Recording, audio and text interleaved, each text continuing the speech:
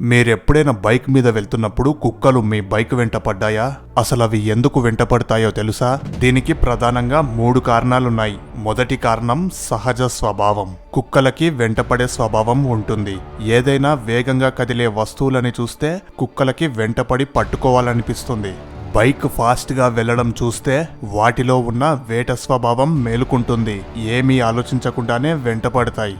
రెండవ కారణం భయం మరియు రక్షణ. కుక్కలకి బైక్ నుంచి వచ్చే ఇంజన్ సౌండ్ గాని హారన్ సౌండ్ గాని అస్సలు నచ్చదు. ఆ సౌండ్స్ వింటే వాటికి ఏదో ప్రమాదం జరుగుతుందని అనిపిస్తుంది.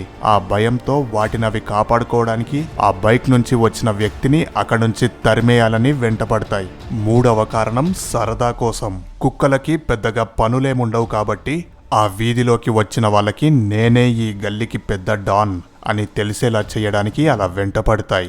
వాటి ఉద్దేశం కరవడం కాదు, అరవడం. ఇక్కడ నేను ఒక పెద్ద డాన్ని ఉన్నాను, నన్ను పట్టించుకోకుండా నువ్వు ఎట్లా పోతావు అని దాని ఉద్దేశం.